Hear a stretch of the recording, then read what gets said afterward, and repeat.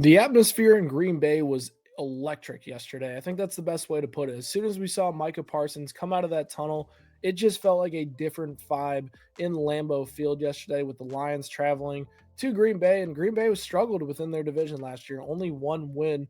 And then they put an absolute beating on the Detroit Lions, dominating them for all four quarters with their offense having no answers for a Green Bay defense that didn't necessarily put up much resistance against the Lions' ground game and their attack on offense last year. This was a big statement win by the Packers, and while the Lions struggled in this one, a lot of people are considering this the end of the Lions' success over the past few seasons. Let's get into the film and let's see whether or not we should be panicking about the Detroit Lions going forward.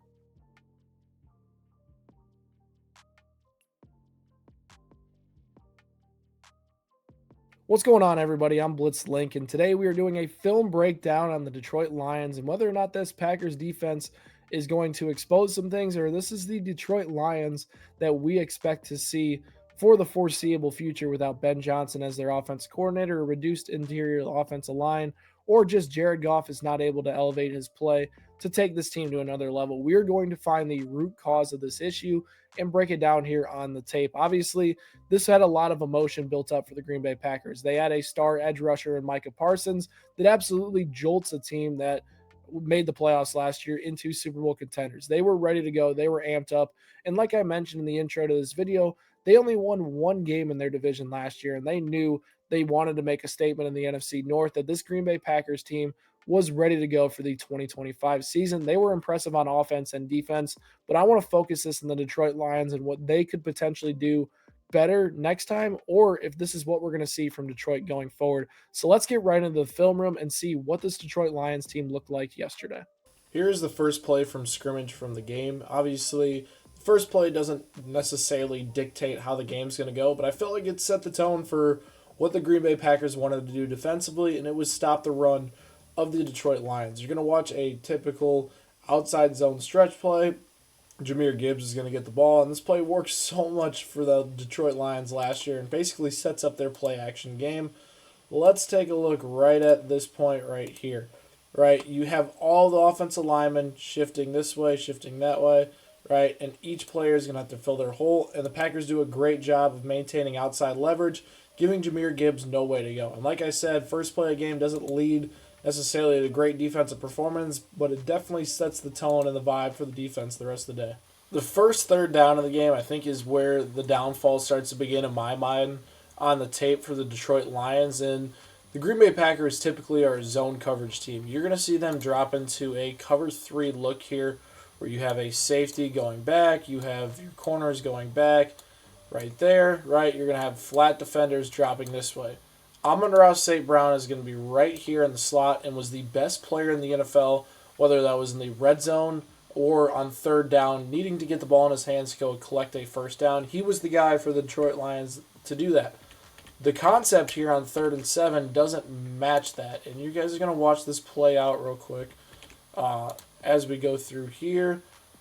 Right about this position. This is a deep cover 3 drop. Jared Goff is looking right at Sam Laporta. Laporta's into coverage. The linebacker does a great job of, taking this away, and then it's to Jamison Williams down the field at the post, and then Goff's last option is there for Jahmyr Gibbs. Where this concept really falls apart for me is this just makes no sense. Is Amon-Ra St. Brown is just down the field right here on a vertical route, and it's not necessarily anywhere near the sticks. He's about 10 yards past the sticks. And yes, Amon-Ra can't be the main option on every third down, but when you get a play where the Packers blitz backside here, why are we not getting routes across the middle of the field and underneath like the Detroit Lions are so good at? Instead, we have Jared Goff jumping down to Jahmyr Gibbs because the defense or offensive line can't hold up, and we get the first 3 and out of the game. Another run play here, right? We are going to get an inside zone concept right here. Let's just go through, play this out for you guys real quick. And you're going to see basically the interior offensive line get blown up on this play. Like I mentioned, one play doesn't set the tone, but this is on their 3rd drive now where the run has not gotten going like they wanted to, and it does not look like what it did last season.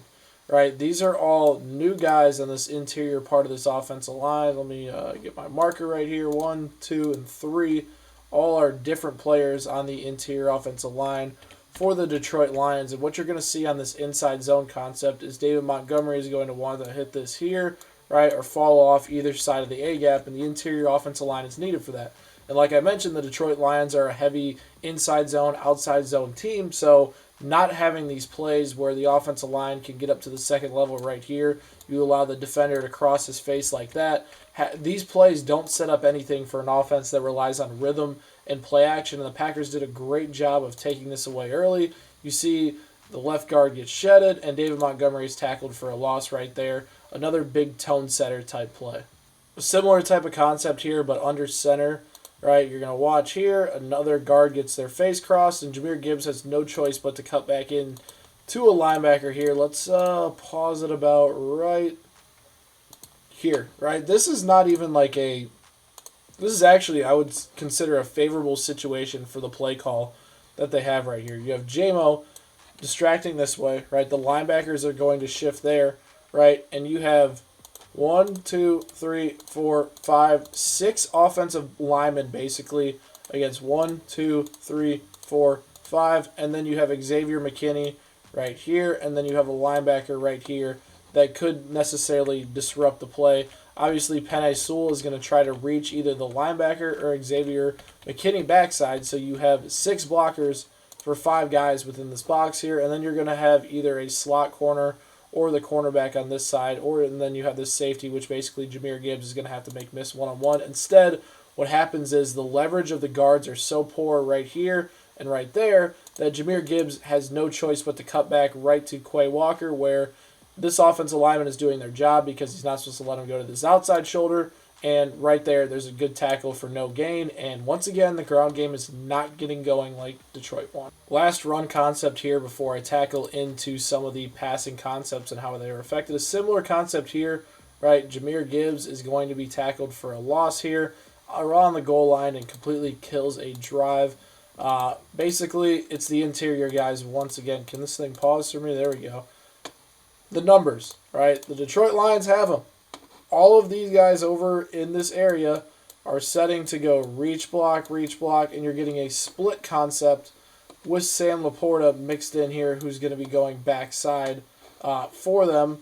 And you also have Taylor Decker, who's going to try to reach Quay Walker. This works, and it worked really well for the Lions last year because their offensive linemen were able to reach block and prevent any defenders from crossing their face. And obviously with Jahmyr Gibbs on an outside zone type concept, or inside zone type concept, all you need is for him to get a little bit of momentum. Left guard gets his face crossed right there, and it's over from that point on. It's just the same type of problems the Lions had the entire day against the Packers run D. The Lions last year were known for their down-the-field explosive passes off of play action, whether or not that was Jared Goff rolling out, hitting a guy across the motion, or just hitting guys down the field and then making massive plays. You have Jameson Williams, right? He is one of the fastest guys in the NFL at the top of your screen here, and you pair that with other players on this roster that have a knack for finding their way open down the field. You're going to take a look at what a running game that does not work does to an offense when they run a lot of heavy play action to result in a lot of their big plays instead of their quarterback improvising to make those plays. You'll see Jared Goff here, play action. And I want you to take a look at this point right now. With all of these struggles that the Detroit Lions had in the run game, you have this receiver on the left covered. You have Sam Laporta covered up here. You have 2 safeties over the top for Jameson Williams, who's the primary read on this play action play. The linebackers are back in coverage because they're not worried about the run, and they've stopped it well the entire day. They are ready for the play action, and all Jared Goff can do is jump it down into Jahmyr Gibbs, and then he trips, and they're able to make a big-time play. And this could have been a bigger play if Jahmyr Gibbs makes somebody miss, but the whole point of this concept is to push the ball down the field, which the Lions had with ease last year because they ran the ball better. And if the offensive line can't block better in the interior part of it, they're not going to have shot plays like this work for them, and it's going to be very dink and dunk like we saw yesterday. 3rd down and 6 here. Jared Goff needs to make a big-time play, and he is sacked for a 6-yard loss on this one. Let's roll that thing through right there for you guys. Not great looking. Yeah, it wasn't just the run blocking for this interior group of offensive linemen here. They struggled, and it's a stunt type of concept, or it's just straight pass rushing. You're going to watch get bull rush right here. But what's interesting is Sam Laporta is going to come open. Goff is trying to step up in the pocket, but he should be able to throw this ball when Sam Laporta crosses his face in the middle right now.